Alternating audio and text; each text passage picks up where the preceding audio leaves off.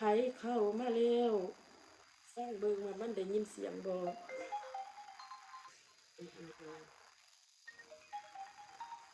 โอเคเมื่อกี้น่ะไลฟ์แป๊บนึงโอเคเข้ามา2 คนแล้วเนาะเข้ามา2 คนทักทายสบายดีเด้อเนาะลูกค้าก็โทรมาอีกแล้วบ่ฮับบ่ฮับ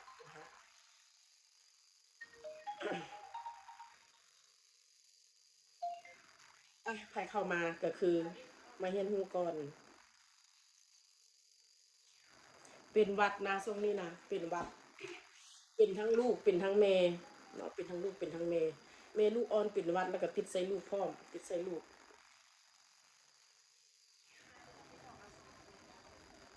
โอเคได้ละได้ละ อ่ะมื่อนี้มาเอาข้อมูลในเรื่องของการเรียนขายเครื่องออนไลน์ในฉบับของเมย่าวเมเฮือนเนาะหลายคนอาจจะคิดว่าการขายเครื่องออนไลน์นี่ซึ่งเขาต้องเก่งอ่ะเขาถึงจะขายได้เนาะเป็นอย่างจะคอยมาเว้าในเรื่องของตัวนี้เพราะว่าเรื่องตัวนี้มันสำคัญหลายสำหรับเมบ้านเมเฮือนธรรมดาคือเฮานะมื้อนี้บางครั้งนะบ่แม่นเฮาบ่อยากหาเงินนะต่างแต่ว่าเฮาบ่ฮู้ว่าเฮาสิหาแบบใด เพราะในหัวเขานี่เขาคิดเต็มไปหมดว่าอันใดเขาก็อยากเฮ็ดแล้วเขาคิดแล้วเขาก็เชื่อว่าบางครั้งถ้าเขาเฮ็ดเขาก็น่าจะเฮ็ดได้พอเขาเห็นสามีเขาเห็นผัวเขานี่นะหาเงินจอกจอกจอกเขาก็อยากช่วยแต่บางครั้งอ่ะแฮงเขาอ่ะมันบ่ถึงฉะนั้นยุคปัจจุบันมันถึงเป็นยุคหนึ่งเนาะที่ว่าตอบโจทย์ในณตอนนี้นั่นก็คือการขายเครื่องใน Facebook หรือใน TikTok บางคนอาจจะคิดว่ามันเป็นเรื่องไก่ตัวเองแฮงตัวเองมาบ่ถึกยุคตัวเองเท่าแล้วเฮียนหูกับบได้ซึ่งไลฟ์สดนี่อ่ะคือมันจะมาเขาเอิ้นว่าปลดปุ่มด้อยตัวที่เขาข้างคาใจนะตัวที่เขาข้างคาใจสำหรับคนใดที่ติดตามอาจารย์มาเรื่อยๆนะอย่าสู้ดูถูกเงิน500 กีบ1,000 กีบเพราะยุคปัจจุบันมันเป็นยุคที่เงินเฟ้อถ้าเขาจะออกแฮงนะออกแฮงหาเงินนี่นะมันต้องใส่แฮงหมดปีหมดปีหมดปีไปเฮ็ดให้เฮ็ดสวนไปเฮ็ดสวนไปปลูกมันอย่างก่อมันต้นมันอย่างสินะคนคือเฮาก็ไปเฮ็ดบ่ได้อย่างสินะอ่าต้องตากแดดตากลมหมดปีก็บ่แม่นว่าเฮาสิได้เป็นมัดมาไว้ได้เอามาใส่นี่หมดเฮ็ดสวนนี่เด้อไผบ่เคยเฮ็ดนี่บ่ฮู้เนาะแต่อาจารย์เคยผ่านมาแล้วเฮ็ดสวนเฮาก็ไปยืมผู้นี้ยืมผู้นั่นเด้แล้วก็จ้างอันไม่ให้งานคนมาช่วยเด้เซาดินเด้หยังหลายๆอย่างได้มาเป็นหัวอยู่เนาะ100 200 ล้าน300 ล้านแต่สุดท้ายเฮาก็เอาไปใช้ในสิ่งเหล่านี้หมดสรุปก็คือชีวิตเหมือนเดิม ดังนั้นมันก็เลยเฮ็ดให้เฮาคิดไปคิดมาแล้วก็โอ๊ยตายละอยู่บ้านดีกว่าฉะนั้นเฮาก็เลยมาเป็นแม่บ้านแต่มื้อนี้จะเฮียนฮู้แบบเป็นแม่บ้านแบบใดให้เป็นแม่บ้านที่มีประสิทธิภาพเป็นแม่บ้านที่หาเงินได้เข้าในกระเป๋าของตัวเองนี่นะมื้อหนึ่ง50,000 กีบเฮาบ่เว้าหลายเอามื้อหนึ่ง50,000 กีบว่าปัญหาของเฮานี่มันเฮาติดอยู่ที่จุดใดเนาะบอกได้เลยว่าไลฟ์สดนี่มันอาจจะเป็นไลฟ์สดที่ธรรมดาสำหรับคนที่หาเงินเป็นแต่มันอาจจะเป็นไลฟ์สดที่เปลี่ยนชีวิตบางคนที่ยังติดกับปัญหาตัวนี้อยู่ฉะนั้นปัญหาของแม่ย่าแม่เฮือนของแม่บ้านธรรมดาคือเฮานี่นะมันติดอยู่บนใดที่เฮ็ดให้เฮาบ่กล้าทุกที่เฮาเห็นแล้วว่าหลายคนใน Facebook ในอย่างหลายๆอย่างที่เขาขายเครื่องแล้วเขาซื้อเครื่องน้ำเขาตลอดนี่นะเขาไล่สดยังไงเขาเอฟเอานี่นะแล้วชีวิตเขาบางครั้งเขาคิดว่าเอ้าชีวิตเขานี่คือเคยซื้อแต่คนอื่นแต่บ่เคยมีความสามารถที่จะขายอย่างหนึ่งให้กับคนอื่นเลยบางครั้งเขาก็สงสัยตัวเองปัญหาแล้วนี่มันบ่ได้เกิดจากว่าเขาบ่เก่งแต่มันเกิดจากว่าเขาบ่ตัดสินใจซื่อๆดังนั้นมื้อนี้ไผเข้ามาแล้วทักทายเด้อทักทายปัญหามันก็คืออยู่บ้านว่าแม่ยาวแม่เฮือนส่วนหลายจะบอกว่าตัวเองเป็นแม่เฮือนปัญหามันจะติดอยู่ว่ากูบ่มีเวลากูเลี้ยงลูกกะหลายคนแล้วทูบ้านทูหอทูเฮือนแต่งอยู่ขอกินให้ลูกแต่งอยู่ขอกินให้ผัวหมดมือตื่นขึ้นมาส่งลูกไปโรงเรียนแต่งอันนี้อันนั้นหมดไปส่งลูกกลับมาถูย่าถูเฮือนแป๊บหนึ่งก็11 โมงแล้วเฮ็ดข้าวสวยกินแล้ว เฮ็ดข้าวสวยกินบนล่างถ้วยล่างบวง บางทีก็เมื่อยอยากนอนพับตาสายตาหน่อยนึง3 โมง 4 โมงแล้วลุกขึ้นมาไปรับลูกรับเต้ากลับคืนมาแต่งอยู่ครัวกินให้ลูกให้ผัวคือเก่าชีวิตเฮาจะวนเวียนอยู่แบบนี้แล้วเฮาจะบอกตัวเองว่าเฮาบ่มีเวลาสิบอกให้ได้ว่าการเฮ็ดออนไลน์มันบ่ได้ยากถึงขนาดให้เฮาต้องมีเวลาหมดมือมาเฮ็ดปัญหาเฮาจะติดอยู่ที่แม่ย่าแม่เฮือนนี่บ่บอกบ่เว้าเด้อว่าอาชีพแม่เฮือนนี่เป็นอาชีพที่แบบเขาเอิ้นว่าสบายบ่แม่นเลยอาชีพเป็นแม่เฮือนนี่นะมันเป็นอาชีพได้เลยคันซั่นเขาบ่มีอาชีพแม่บ้านเป็นหยังแม่บ้านถึงมีเงินเดือนเพราะมันเป็นเวียกที่หนักการที่เฮ็ดเวียกนี่เด้ออย่าสู่คิดว่ามันเป็นเรื่องง่ายเด้อส่วนหลายผู้ชายบอกว่าเจ้านี่โคตรสบายเลยอยู่เฮือนให้ค่อยหาเงินมาให้แต่ละมื้อบ่ได้เฮ็ดหยังมีแต่อยู่เฮือน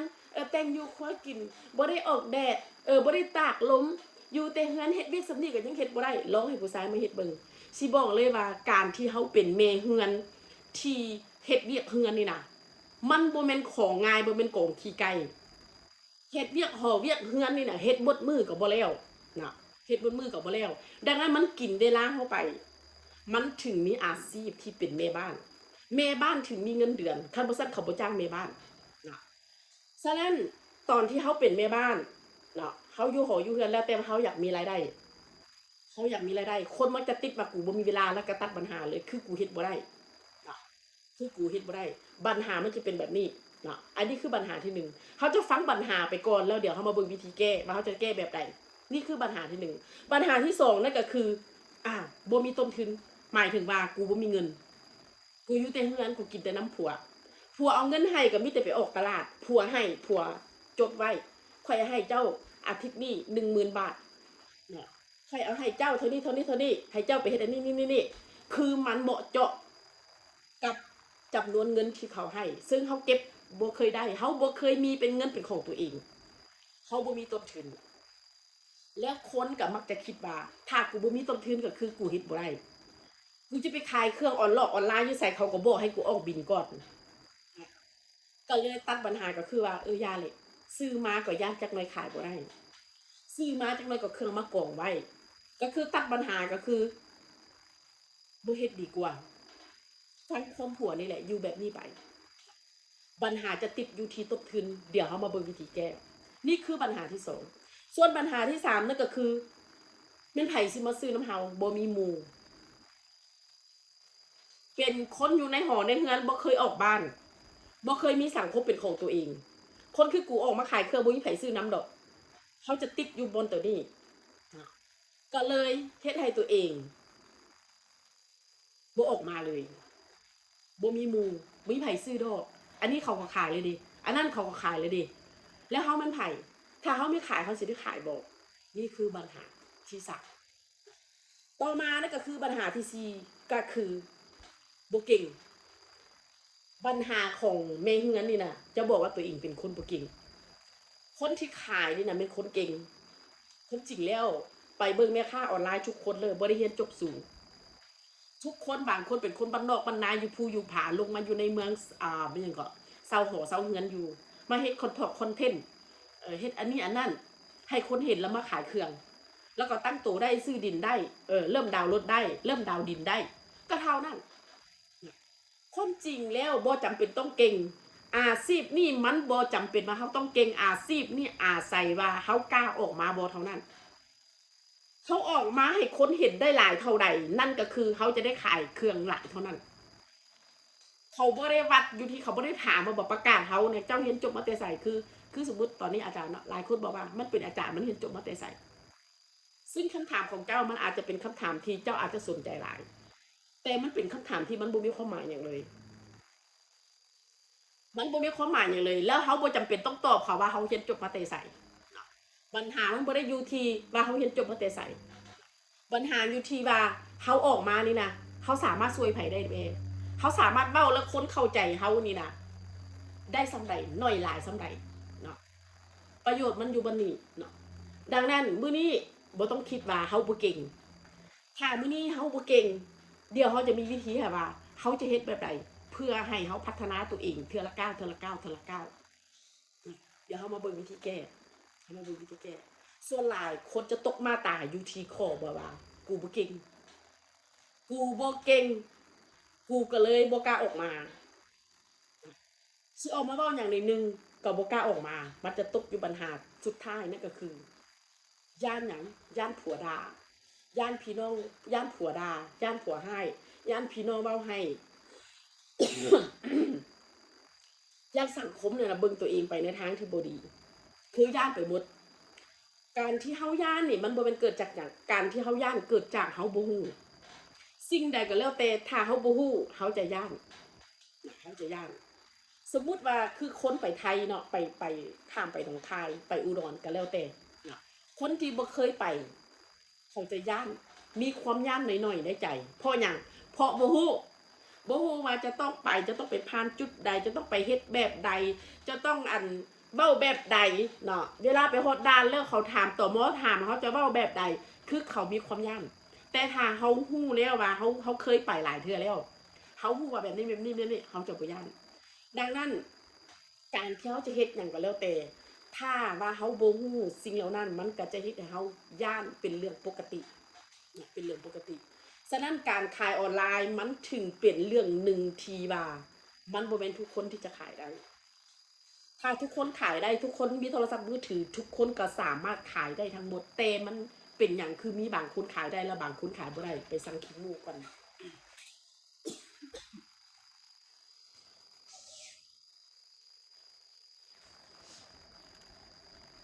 กระดาษทิชชู่ก็ เป็นนักถึงบัตรตรงนี้นะดังนั้นมันบ่ได้แมนมาทุกคนจะเฮ็ดได้ฉะนั้นประเด็นนี้มันถึงเป็นประเด็นหนึ่งที่สำคัญเนาะที่สำคัญตอนนี้เฮามาเบิ่งวิธีแก้มันเนาะวิธีแก้มันว่าเฮาจะเฮ็ดแบบใดเฮาจะเฮ็ดแบบใดในนามที่เฮาเป็นคนธรรมดาเนาะเป็นแม่ย่าแม่เฮือนบางคนเด้ออยู่ในเมืองนี่นะตลอดตั้งแต่ตอนปู่ย่าตานายยังบ่กล้าที่จะขายเลย เรียกคนบ้านนอกคนที่เขาอยู่ตามเข่งอยู่ผู้อยู่ผาอยู่ป่าอยู่ดงเขาอะกล้าขายเขากล้าเว้าเขากล้าว่าเกิดจากอย่างเกิดจากว่าชีวิตนี้เขาทุกข์มาพอสมควรแล้วเขาบ่มีทางให้เขาเลือกแล้วถึงเขาสิเฮ็ดกับบ่เฮ็ดมันก็มีค่าเท่ากันเขาก็เลยตัดสินใจลุยแล้วตัดสินใจอย่างเด็ดขาดเขาเฮ็ดมาจนกว่าเขาโด่งดังเขาขายสบู่เขาก็ได้ขายเขาขายครีมทาขี้เห้เขาก็ได้ขายเขาขายไม่ใช่ก็สเปรย์ซีดน้องสาวเขาก็ได้ขายเขาขายกาแฟเขาก็ได้ขายเด็กน้อยธรรมดาเนาะ17-18 ปี20 ปี20ปลายปีเขาสามารถเฮ็ดได้แล้วแม่บ้านคือเฮานี่เฮาเฮ็ดบ่ได้เกิดจากหยังเกิดจากว่าเขามีหลายอย่างที่เว้ามาบ่มีเวลาเดะย่านผัวให้ย่านผัวด่าย่านผู้นี้ผู้นั้นเว้าให้ย่านไปหมดทุกอันทุกแนวบ่มีเงินแดมีอยู่หน่อยหนึงแต่บ่กล้าเอาไปลงทุนย่านจมทุนเออบ่เก่งเดะเฮาบ่แม่นยุคนี้เฮาเป็นรุ่นคนรุ่นเก่าแสดงว่าเฮากำลังอยู่ในยุคโนเกียที่เฮาบ่เคยที่จะพัฒนาตัวเองใช้ iPhone เลย มันบ่มีหยังเหมือนเดิมเด้อมันบ่มีหยังเหมือนเดิมมันบ่มีหยังคือเก่านะทุกอย่างมันเลื่อนมันล้วนแล้วแต่มีการเปลี่ยนแปลงมีการเปลี่ยนแปลงยุคสมัยมันล้วนแล้วแต่มีการเปลี่ยนแปลงมันขึ้นอยู่ที่เฮาว่าเฮาจะพัฒนาตัวเองแล้วเฮาจะปล่อยตัวเองไปตามธรรมชาติหรือบ่ถ้าว่าเฮาบ่ปล่อยตัวเองแสดงว่าเฮากำลังขัดกับธรรมชาตินะยุคปัจจุบันเป็นยุคที่เขามีหยังลิ้นอินเทอร์เน็ตแต่เฮาบอกว่าบ่แม่นกูเนาะ กูลิ้นอยู่แต่กูลิ้นแบบไร้สาระเบิ่งเขาพิดกันเบิ่งแต่ข่าวเออเบิ่งแต่ข่าวเมียน้อยเมียน้อยเมียน้อยกับเมียหลวงตีกันเนาะเบิ่งแต่หนังเรื่องเบิ่งแต่ข่าวพายุอ่าเบิ่งแต่ข่าวสึนามิเบิ่งแต่ข่าวมีหยังก็สงครามซึ่งเฮาลิ้นอยู่แต่เฮาบ่ได้ลิ้นในทางที่มันเป็นประโยชน์แต่มันเป็นทางที่แบบเฮ็ดให้เฮาบ่ได้หยังจากมันกลับคืนมาจะได้มาเบิ่งวิธีแก้ตอนที่เขาบอกว่าเขาบ่มีเวลาเด้อถ้ามื้อนี้เขาเป็นแม่เฮือนแล้วเขาอยากจะคิดขายออนไลน์ถ้าไผคิดว่าอยากจะขายแสดงว่าชนะไปแล้ว50%แม่เฮือนคนใดที่คิดว่ากูอยากขายเว้ยกูอยากลองขายเว้ยกูอยากเฮ็ดเว้ยแล้วไผที่ติดตามแม่ค้าคนใดก็แล้วแต่ไผที่เคยติดตามอาจารย์เคยติดตามคนใดก็แล้วแต่ที่เป็นแม่ค้าแล้วตัวเองมักๆก็ ผู้ใดเคยติดตามน่ะผู้ติดตามคนใดคนหนึ่งแล้วเขามักเขาคิดว่าเขาจะเฮ็ดน่ะแสดงว่าเขาสำเร็จไปแล้ว50%เขาบอกว่าความสำเร็จนี่มันจะเกิดขึ้นอยู่2 ข้างที่หนึ่งมันจะเกิดในหัวเขาก่อนเขาต้องคิดได้ก่อนเขาต้องจินตนาการได้ก่อนข้างที่สองมันถึงจะเกิดออกมาเป็นตนเป็นตัวออกมาเป็นวัตถุออกมาเป็นเงินให้กับเขาแล้วเขาสามารถจะบ่ายได้สบายดีสบายดีเด้อสบายดีครับใส่ยาสด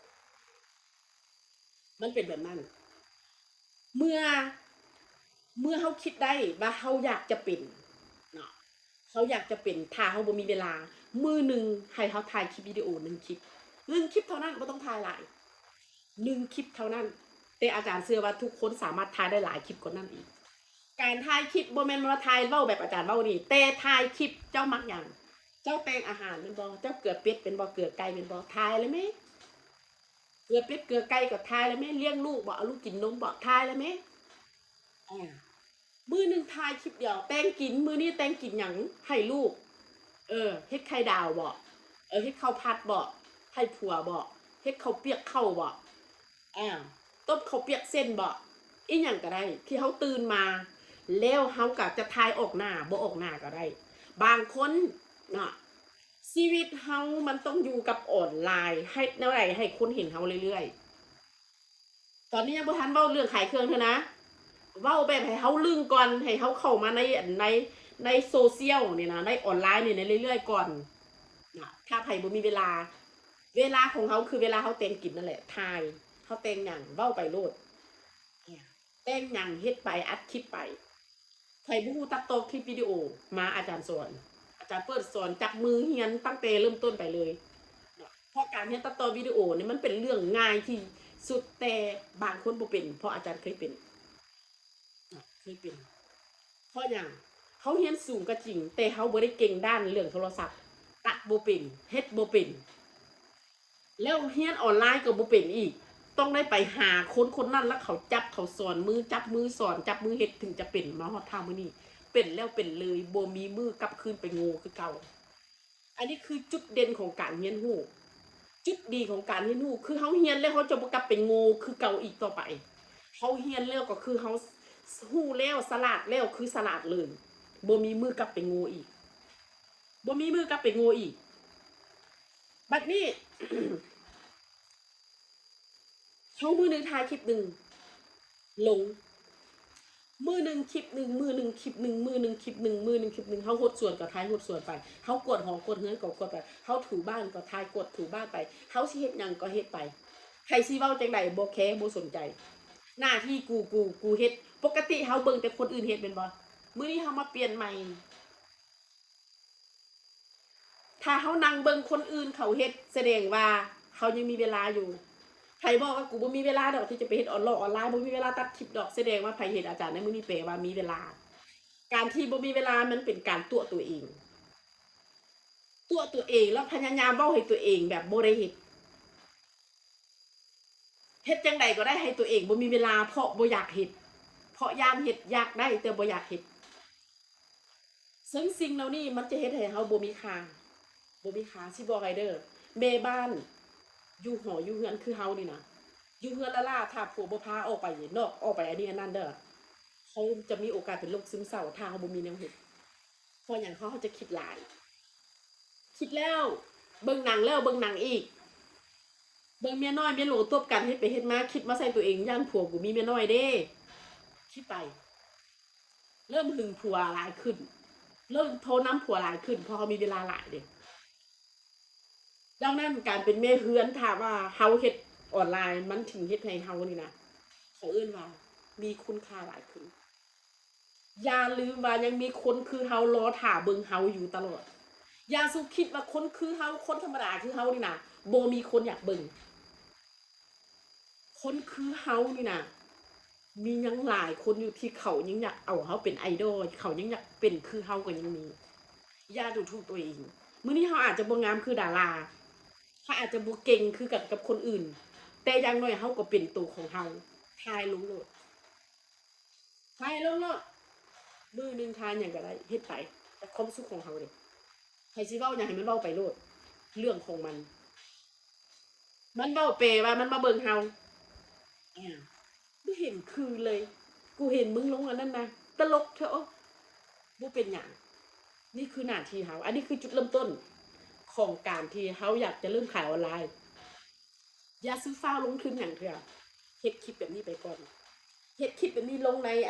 ในเฟซบุ๊กของตัวเองใครบ่มีเฟซบุ๊กเพจเด้อมาเรียนรู้นะมาเรียนรู้ตั้งเพจตั้งเพจต่อมาตัวที่บอกว่าบ่มีต้นทุนนี่นะบ่ต้องมีต้นทุนดอกเจ้ากินหยังก่อนเนี่ยเว้าไปทูเฮือนไปเขากินหยังเขาก็เอามาเว้าเนี่ยคือตัวนี้อาจารย์กินข้าวอันนี้เด้อมันเป็นข้าวที่ตัวเองกินมันเป็นข้าวหนึ่งอันนี้นี่ถุงหนึ่งนี่1 กิโล1 กิโล250,000เลยเป็นอย่างข้าวเป็นอย่างคือแพงแท้มันเป็นข้าวที่ผ่านนวัตกรรมมาแล้วข้าวผ่านการวิจัยมามันจะมีน้ำตาลหน่อยปกติแล้วคนที่เป็นเบาหวานคนที่เที่ยวไปเหี่ยวหลายๆเวลาเหี่ยวทั้งนอกน่ะมดตอมหลายๆเนาะเป็นเบาหวานมาหลายปีหมดหยังหมดกำลังใจแล้วบางคนอยากจะฆ่าตัวตาย โรคเบาหวานในยุคปัจจุบันมันบ่ได้เกิดแต่นำคนเฒ่าคนแก่คนอายุ20ปลายปีคนใดตุ้ยๆมักกินเป๊ปซี่หลายๆกินเหล้ากินเบียร์บ่ได้พักบ่ได้ผ่อนเบาหวานขึ้นเบาหวานขึ้นฉะนั้นเอาเข้าวตัวนี้ไปกินเข้าวตัวนี้อาจารย์ซื้อมา1 กิโลนี่นะมัน250,000ถ้าอยากได้ถามนะ1 กิโล250,000เอามากินน้ำตาลมันจะน้อยข้าวเหนียวได้ฮู้บ่ข้าวเหนียวนี่นะมันมีน้ำตาลนะ95%สูงได้ข้าวเหนียวนะแล้วคนลาวเขานี่เด้อยิ่งยุคปัจจุบันคนลาวเขานี่กินข้าวเหนียวหลายแล้วข้าวเจ้านี่แม่น75%ข้าวเจ้าที่เขากินปกติข้าวไฮข้าวนาข้าวหยัง75%แต่ตัวนี้เด้อเขาไปผ่านเขาเอาความหวานในข้าวธาตุที่มันเป็นแป้งในข้าวตัวนี้นะมันออกผ่านการวิจัยมาแล้วเป็นข้าวที่มีวิตามินแต่บ่มีน้ำตาลนะ1 กิโลมันถึงเป็น250,000อาจารย์ซื้อมากิน กินเพื่ออย่างเพื่อบ่ให้น้ำตาลของตัวเองขึ้นคนเฮาเด้อถึงจุดใดจุดหนึ่งเงินมันจะบ่มีค่าสำหรับตัวเองเงินจะหลายเป็นใดก็แล้วแต่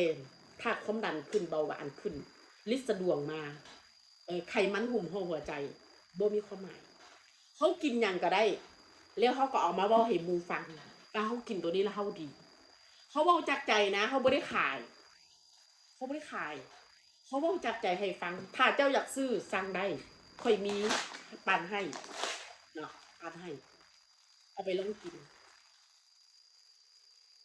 ถ้าเขาบ่มีต้นทุนให้เขาเบิ่งมาในตัวของเขานุ่งหยังถ้าอยากได้เสื้อแบบของอาจารย์นี่นะผืนหนึง99,000สั่งได้เนาะมันมีหลายนูดเนาะลูกสาวอาจารย์ขายเป็นเสื้อสุภาพเป็นเสื้อขาวสุภาพงามซื้อตลาดทั่วไปบ่ได้170,000 180,000บ่หลุด170,000 180,000บ่หลุดแค่มันนุ่มๆโคตรนุ่มเลยเนาะเขานุ่งอันใดเขาขายอันนั่นเขากินมันหยังเขาขายอันนั้นวิธีขายออนไลน์ขายแบบนี้ไปก่อนเพียงแต่เขาเว้านะเขาบ่เว้าแล้วมันไผสิฮู้เขาบ่มีไผซื้อดอกแล้วมันไผสิซื้อเพราะเ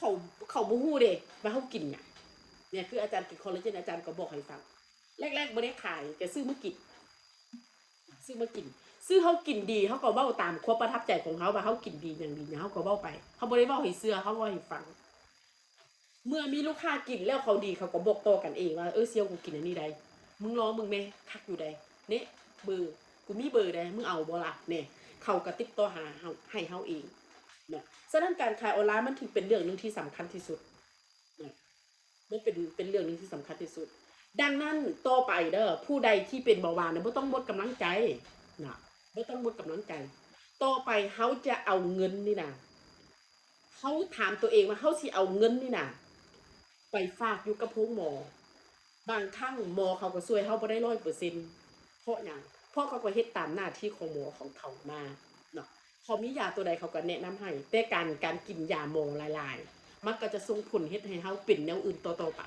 เนาะฉะนั้นสิ่งนี้คือสิ่งที่อันตรายแล้วเป็นหยังอาจารย์ถึงต้องเลือกกินนะเป็นหยังค่อยเลือกกินนะเพราะรู้แล้วว่าเงินมันบ่ได้มีค่าหลายกว่าสุขภาพของเรา สุขภาพเขามันมีค่ากว่าเงินจำนวนมหาศาล มื้อนี้ถ้าเฮาจากโลกนี้ไปถือว่าเฮาเอาหยังไปบ่ได้ดังนั้นกิโลหนึ่ง250,000กูซื้อกินเลยกูซื้อกินเพื่อหยังเพื่อบ่ให้ความดันในเลือดสูงเพื่อให้ความดันบ่ต้องขึ้นกินแสดงว่า3 มื้อจะกินหมดอันนี้2 ถุง3 มื้อจะกินหมดอันนี้2 ถุงอาจารย์ซื้อมากินอันนี้เว้าเพื่อคนที่เป็นเด้อคนที่เป็นแล้วบ่มีทางออกคนใดที่ยังบ่ทันเป็นน่ะเขาบ่สนใจอยู่แล้วเขาบอกโอ๊ยมันโฆษณาซื่อๆมันตัวให้สิไปซื้อข้าวมันกินซื่อๆดอกข้าวมันก็คือข้าวทั่วไปเลยนะอันนี้มีหลักค้ำประกันเลยว่ามันเป็นสินค้าที่มาตรฐานมันเป็นสินค้าที่เขาวิจัยมาแล้วก่อนสิได้ถุงนึงนี้มาเนี่ยนะเขาไปผ่านขบวนการวิจัยเอาไปนึ่งมาแล้วเอาไปตากแห้งมาแล้ว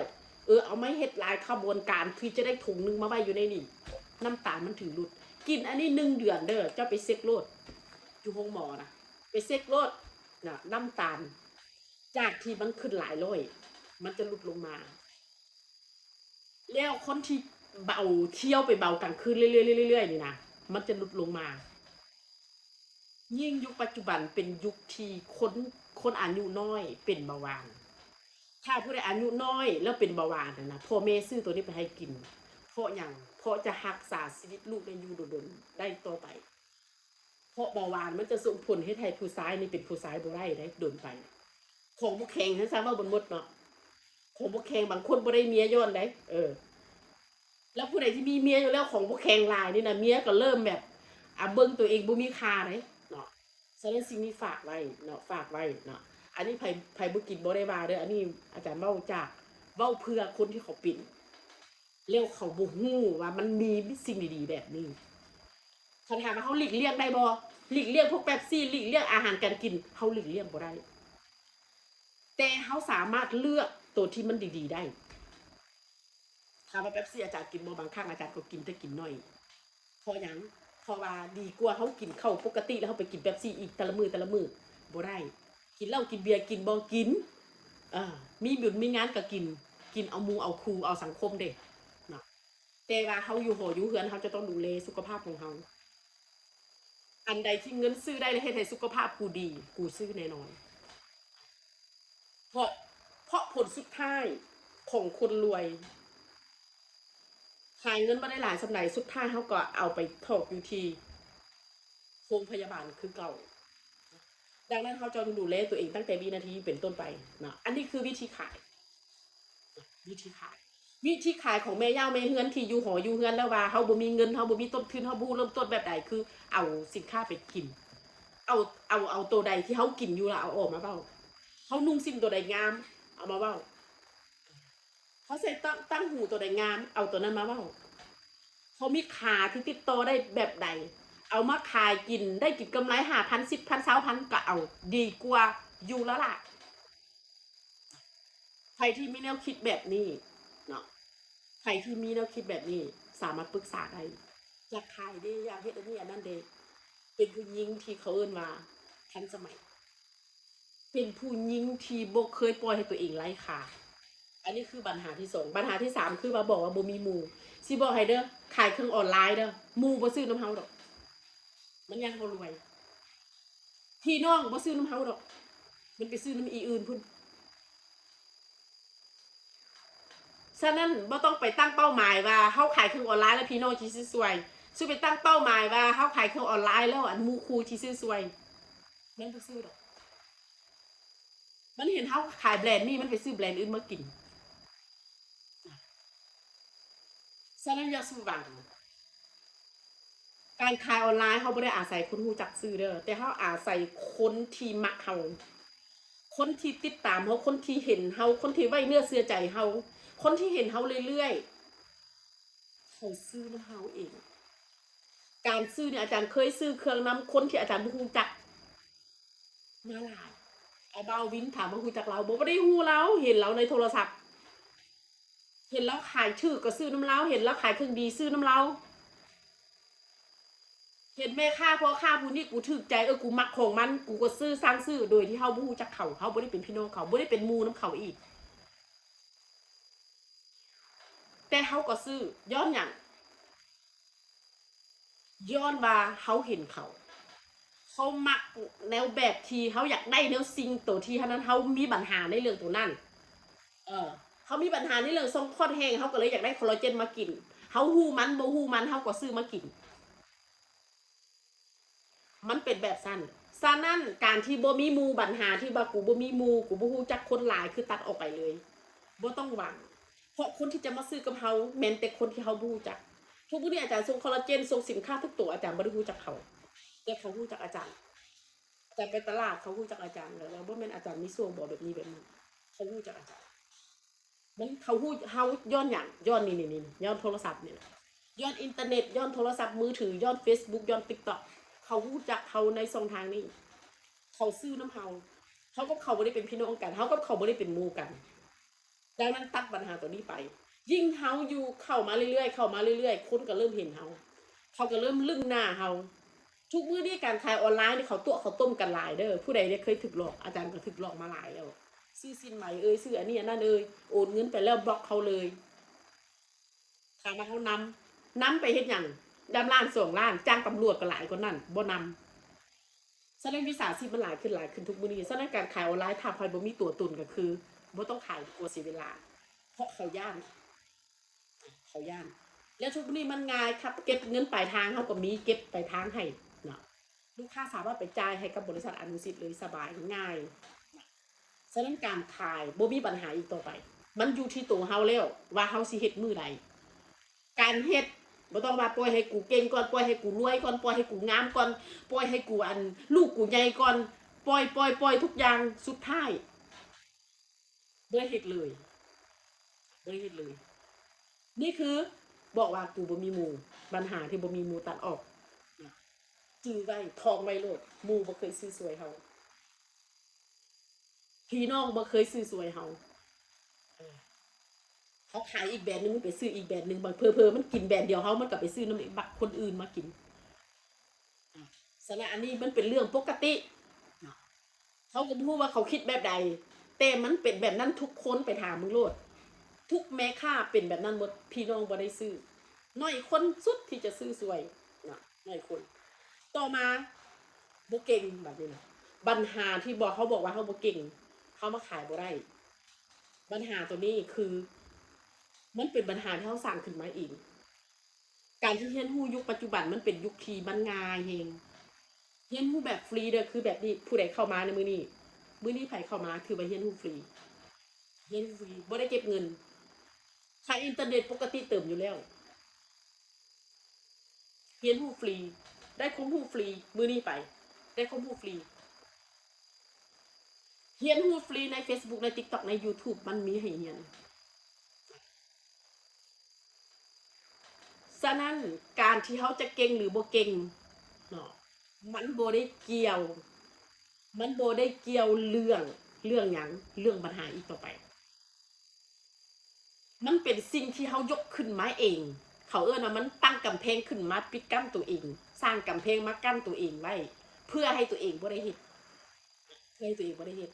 อย่าสุคิดว่าปล่อยให้กูเก่งคือผู้นี้กูถึงจะเฮ็ดได้ปล่อยให้กูเก่งคือผู้นั้นกูถึงจะเฮ็ดได้บ่มีมือเขาเก่งดอกทุกคนบ่เก่งต่างแต่ว่าไผกล้าก่อนไผลงมือก่อนไผฉะนั้นมันเรียนรู้กับหยัง YouTube Facebook เรียนแบบฟรี TikTok เรียนฟรีความรู้ทั่วไปฟรี แต่ไผอยากไปทางลัดแบบนี้สำหรับใครที่คิดว่ากูอยากไปทางลัดนะกูอยากเรียนให้มันแบบอยากมีที่ปรึกษาที่ให้มันแบบบ่ต้องหลงทางมาเรียนรู้ได้อาจารย์จะมีสอนแบบออนไลน์แล้วก็สอนแบบเจอตัวสอนการเฮ็ดออนไลน์การขายเครื่องหรือการเฮ็ดคลิปเนาะเพราะว่าก่อนที่อาจารย์จะเฮ็ดได้เนี่ยไปเรียนได้เนาะบ่แม่นเฮาบ่เรียนได้ทุกอาชีพมันมีการเรียนรู้หมดเฮ็ดเวียกเฮ็ดการเจ้าเรียนบ่จบเขาก็ยังบ่รับเด้ แต่อาชีพออนไลน์คือบ่มีใบประกาศดอกแต่มันเป็นอาชีพที่เขาเอิ้นว่ามันมีน้ำหนักแรงมันเป็นอาชีพที่ลงมือ80%เห็นผล80%มันบ่คือเฮาเฮ็ดเวียกเฮ็ดการเฮาเรียนบักหลายๆแต่ให้เอามาลงมือเนี่ยแค่20%มานั่งห้องกลางบางครั้งเฮาน่ะบ่ได้เฮ็ดตัวที่เฮาเรียนแต่สิบอกเลยว่าอาชีพออนไลน์น่ะมันเป็นอาชีพที่เฮาไปเรียนมาแล้วเฮาเอามาลงมือเฮ็ดตามขั้นตอนตรงนั้นเลย ตามขั้นตอนตรงนั้นนะมันได้ผลเนาะมันได้ผลแบบนั้นเนาะฟันธงเรามันได้ผลแบบนั้นเพราะเคยเรียนผ่านมาแล้วถ้าเขามีความตั้งใจเนาะเขาไปเรียนรู้เพื่อจะมาพัฒนาตัวเองพัฒนาลูกๆพัฒนาคนในสังคมของตัวเองนี่คือเขาตั้งใจแล้วเขาก็ไปเรียนรู้มาจะบ่เรียนรู้ทิ่มบ่เคยจะเสียเงินฟรีให้ไผการเสียเงินคือเขาได้ความรู้มาแล้วความรู้ที่เขาไปเรียนมาเด้อเขาไปเรียนมานี่ยังบ่ทันเป็นของเฮานี่ยังบ่ทันเป็นของเฮาแต่มื้อใดที่เฮาไปเรียนรู้มาแล้วเฮาเอาความรู้นั้นถ่ายทอดออกจากปากเฮาออกจากตัวเฮาแล้วคนอื่นได้รับรู้ความรู้ตัวนี้ไปจากเฮานั่นคือความรู้ของเฮาแต่ที่เฮาไปเรียนมามันเป็นความรู้ของอาจารย์ที่เฮาไปเรียนแต่ถ้ามื้อใดเขาเรียนมาแล้วแต่เฮาบ่กล้าลงมือทำเฮาบ่กล้าเอาออกมาสอนเฮาบ่กล้าเอาออกมาเว้าแสดงว่ามันเป็นความรู้ของคนอื่นมันยังบ่ทันเป็นความรู้ของเฮาแต่ถ้ามื้อนี้เฮากล้าตัดสินใจแล้วเฮาเว้าไปการเว้าแบบนี้บ่ได้หวังหยังทั้งหมดแค่เว้าให้ฟังแค่อยากให้ทุกคนตื่นหูตื่นตาว่าอ๋อมันเป็นแบบนี้ว่ะเออน่ะคือล่ะมึงมาสอนเฮ็ดหยังมึงไผอยากได้มึงไผอยากได้ความรู้บ่มีไผบอก มีจิตอาสาเองตั้งใจเองมันเป็นความสุขของเราเมื่อมันเป็นความสุขของเราเมื่อเราได้เว้าแล้วเราได้ถ่ายทอดสิ่งดีๆเราจะมีความสุขเมื่อเรามีความสุขอารมณ์เราก็ดีเราก็บ่เฒ่าง่ายเราก็บ่เป็นโรคง่ายฉะนั้นนี่คือความลับนะนี่คือความลับของคนที่เขาถ่ายทอดความรู้อย่างหลายๆเขาบ่ซ้ำนี่เขาสิมานั่งเว้านั่งว่าแต่ละมื้อแต่ละวันแต่ละมื้อแต่ละวันสิบอกให้ได้อยู่ต่างประเทศนี่ Facebook เขาได้เงินแท้แต่ประเทศลาวเขาบ่ได้ TikTok บ่ได้เงิน ไลฟ์สดไลฟ์ละล่าเนาะคนติดตามคนกดไลค์กดแชร์เป็นพันเป็นล้านวิวบ่ได้เงินเด้อบ่เคยได้เงินจาก Facebook เด้อสิบอกให้มันมันเกิดจากความหักความมักของเฮาแท้ๆเนาะแต่ที่เฮาได้นี่มันเฮาได้จากการขายเครื่องขายของเฮาซื่อๆแล้วเฮาได้หยัง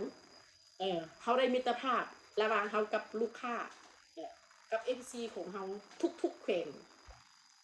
ทุกๆแขวงที่เขามักเฮาฉะนั้นเรื่องบ่เก่งมันบ่เป็นเรื่องยากอีกต่อไปนะ คนเก่งเขาบ่เฮ็ดคนเรียนสูงๆเขาบ่เฮ็ดออนไลน์เพราะหยังเพราะเขาย้านคนเว้าให้เขาบ่เฮ็ดคนที่เฮ็ดแม่นแต่คนบ่ฮู้อีหนูอีเหน่แม่นแต่คนที่เรียนต่ำๆแล้วก็มาเฮ็ดอันนี้อันนั้นทุกมื้อนี้เบิ่งแม่อยู่ในเฟซบุ๊กน่ะแม่นแต่คนที่มีความรู้ต่ำคนที่บางคนคนมองเว้าภาษาลาวบ่แจ้งแต่เขาได้ขายเครื่องยอดขายเขาเป็นร้อยล้านต่อเดือนเกิดจากการที่เขาบ่ฮู้แล้วเขาก็เฮ็ดตามของเขา ฉะนั้นแล้วเฮามันไผอย่างน้อยเฮาก็มีความรู้หน่อยหนึงเฮาเฮ็ดได้เท่าที่เฮาอย่าสู้เอาเฮาไปเทียบกับคนอื่นอย่าสู้เอาขั้นที่1ของเฮาไปเทียบกับขั้นที่10ของคนอื่นอันนี้คือประเด็นของมันดังนั้นแม่เฮือนคนใดที่คิดว่ากูบ่เก่งตัดออกเลยมันบ่มีคำว่าบ่เก่งบ่มีเวลาสิมานั่งแข่งกับไผที่เฮาเว้าบ่แม่นเฮามาแข่งความเก่งกับไผนะเฮาเว้าจากใจเฮา บ่มีคนสลาดคนใดคนโง่คนใดแล้วฟังคนนี่น่ะเขาเบิ่งออกเขาเบิ่งออกว่าเจตนาของเจ้ามาเว้านี่เจ้าเว้าเพื่อหยัง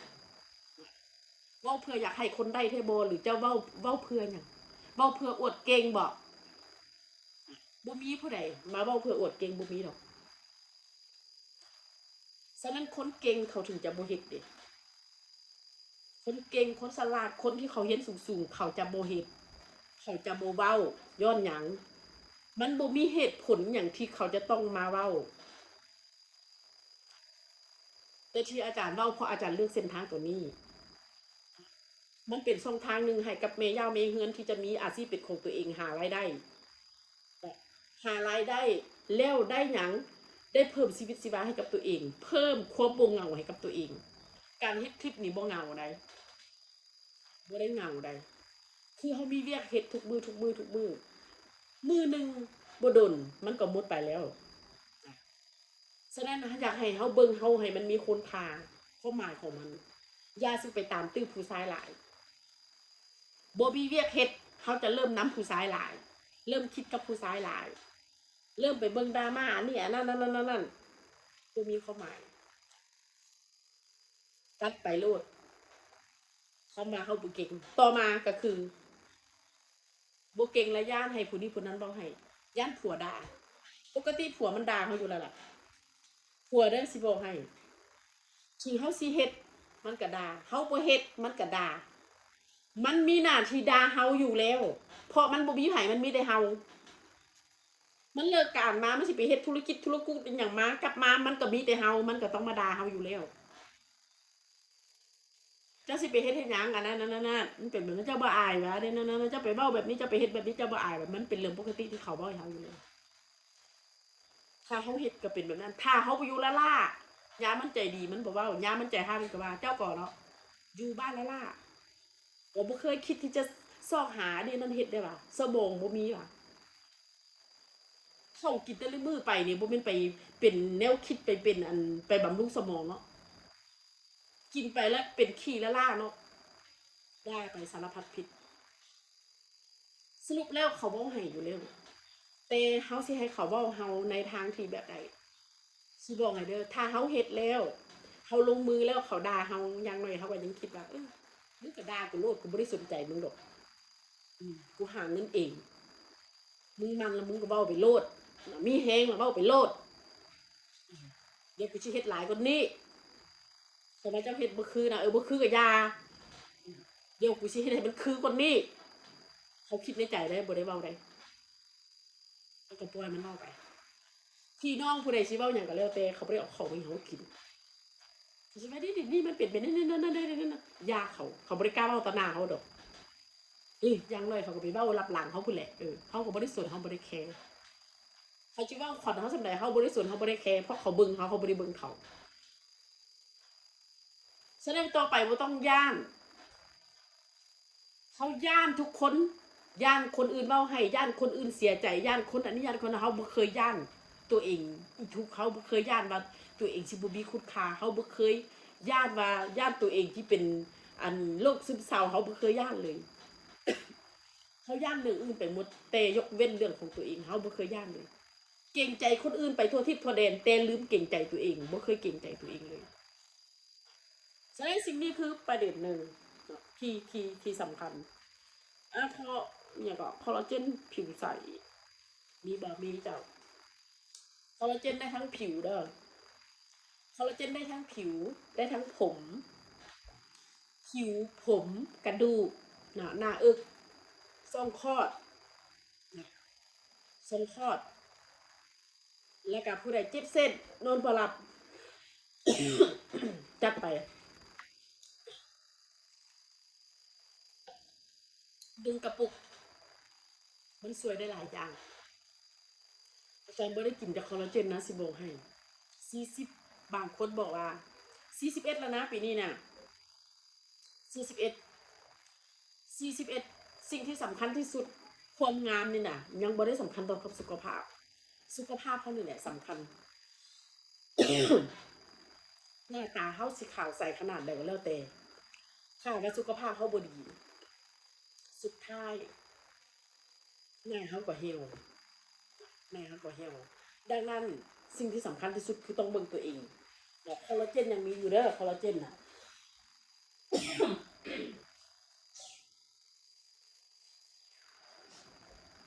สินค้าทุกโตวที่ขายนี่น่ะบางคนว่าย่านจักหน่อยเจ้าสิบ่ขายเจ้าสิไปอันนี้อันนั้นล่ะบ่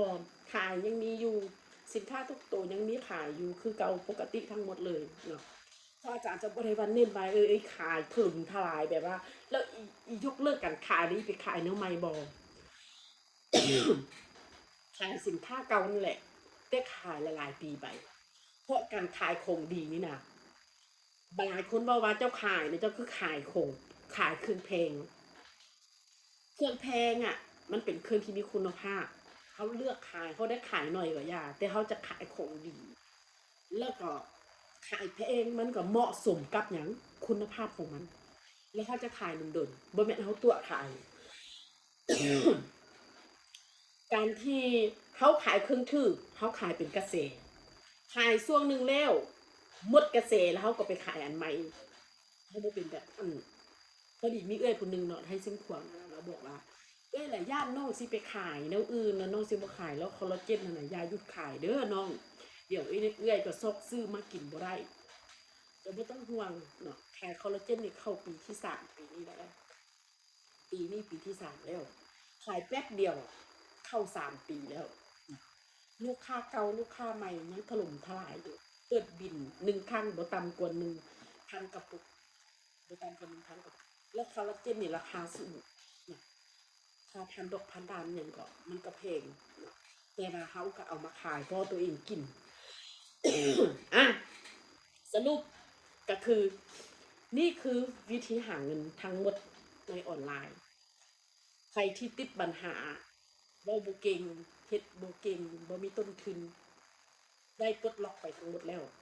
ใครที่ยังคิดว่ากูยังติดอยู่บ่นี้ก็สามารถสอบถามได้ใครที่อยากเรียนรู้เนี่ยอยากเรียนรู้แบบว่าเขาเอิ้นมาแบบมีผู้ปรึกเป็นที่ปรึกษาใครมาเปิดบินคอลลาเจน5 กระปุกได้เป็นตัวแทนสามารถปรึกษาเรื่องธุรกิจได้ปรึกษาเรื่องการขายได้ ใครที่บ่ขายแบรนด์ตนเองแต่มีแบรนด์ของตัวเองอยู่แล้วขายยาสระผมบ่ขายเครื่องขายครีมอาบน้ำขายครีมทาผิวขายหยังก็ได้ที่ว่าตัวเองมีแต่ว่ามันยังบ่ปังขายแล้วยังบ่ทันมีคนเห็นหรือว่าอยากจะเริ่มขายแต่ยังบ่ทันรู้มาเรียนรู้ตัดสินใจเอาเงินก้อนหนึ่งแล้วมาเรียนรู้มาพัฒนาตัวเองและเขาจะขายแบบบ่หลงทางทุกคนที่เขาเฮ็ดมาเขาขายได้เขาล้วนแล้วแต่เรียนรู้มาเขาบ่ได้บอกเขาซื่อๆฉะนั้นอย่าเฮ็ดหยังโดยที่เขาบ่มีความรู้ถ้าเขาเฮ็ดหยังโดยที่เขาบ่มีความรู้เขาจะมีโอกาสหลงทางแต่ถามว่าเขาศึกษาแล้วเขามีความรู้เกี่ยวกับด้านนั้นเขาจะไปได้ดีแล้วเขาจะไปได้บ่คือคนอื่นไปนะคนอื่นขายบ่ได้แต่เขาขายได้คือคอลลาเจนนี่แหละนะประเทศลาวมันแพงมาขายนะเพราะมันแพงเขาขายบ่ได้แต่อาจารย์ขายได้เพราะอาจารย์ขายเป็นอย่างอาจารย์ยังขายได้เพราะอาจารย์มีข้อมูลเกี่ยวกับในเรื่องของหยังของอาหารเสริมเพราะอาจารย์อยู่กับเรื่องของอาหารเสริมมาได้13-14 ปีอาจารย์มีรู้เกี่ยวกับในเรื่องของอาหารเสริมอาจารย์มีความรู้เกี่ยวกับด้านนี้มาโดยตลอดบ่ได้เป็นด็อกเตอร์นะบ่ได้เป็นหมอนะแต่บางอย่างอาจารย์รู้เกือบเท่ากับหมอรู้และที่สำคัญกว่านั้นก็คือเฮารู้จักวิธีดูแลและรักษาตัวเองบ่ปล่อยให้ตัวเองป่วย อันนี้คือจุดสำคัญที่สุดเลย เพราะอย่างรอบข้างเขามันมีแต่สมุนไพรมันมีแต่ของดีๆไว้ให้เขากิน อย่าปล่อยให้มีอย่างโลกมันลุ้มตัวเขาแล้วเขาถึงจะหู้ตัวใครติดตามเพจของอาจารย์นะจำบ่เสียใจเลย เพราะอย่างเพราะมีแต่สิ่งดีๆให้ บอกเว้าแต่ในสิ่งดีๆเว้าแต่ในทางที่ไปทางบวกบ่เคยด่าไผอยู่ในคลิปบ่เคยด่าไผอยู่ในอันไลฟ์สด เขาสิว่าเขาเป็นอย่างก็อย่าแล้วแต่มันบ่จะเป็นเขาต้องตอบเพราะหน้าที่เขาบ่เป็นมาเถียงกันหน้าที่เขามาบอกสิ่งดีๆได้ฝากไว้สำหรับผู้ใดที่เข้ามาใหม่ก็คือสามารถกดติดตามเพจไว้เพื่อจะได้ความรู้ดีๆแล้วก็ได้สินค้าดีๆไปใช้ใครที่เข้ามาเก่าแล้วที่คิดแล้วคิดอีกที่ยังบ่กล้าตัดสินใจที่จะลงมืออยากเรียนรู้วีซาออนไลน์มาเรียนรู้ได้ใครอยากเปิดบินคอลลาเจนแล้วปรึกษาเรื่องธุรกิจมาเปิดบินได้ นับตั้งแต่5 กล่องขึ้นไป มันก็จะมีเลทของมันเองมีเลทของมันเองใครที่เป็นลูกค้าเก่ากิน1 กระปุกซื้อกับ1 กระปุก700,000600,0008รู้สึกบ่ไหวมาซื้อ5 กล่องซื้อ5 กล่องในราคาตัวแทน5 กล่องมีแต่ราคา2,800,000ตกกล่องหนึ่ง500,000ปลายเวลาอาจารย์ซื้ออย่างคือกันอาจารย์จะบ่ซื้อหน่อยซื้อคอลลาเจนอาจารย์ซื้อทำอิฐอาจารย์บ่ซื้อหน่อยเด้เพราะซื้อหน่อยมันบ่เห็นผล เอาเงินแล้วก็ซื้อเป็นห้างอันใดได้เป็นตัวแทนซื้อมาไว้กิน1 เดือนถ้าลงไป1 เดือน1 ปีถ้าบ่ได้ผลกูทิ่มเลยแบรนด์นี้กูเอาแบรนด์ใหม่กูบ่เสียเวลาอันนี้ซื้ออันนี้มากินหน่อยหนึ่งกินจ๊บๆๆ2 มื้อเขาว่าอันนั้นดีซื้อมากินอีกแล้วจ๊บๆๆเขาว่าอันนั้นดีซื้อมากินอีกแล้วสรุปเวลาดีมาบ่ฮู้ดีน้ำตัวใด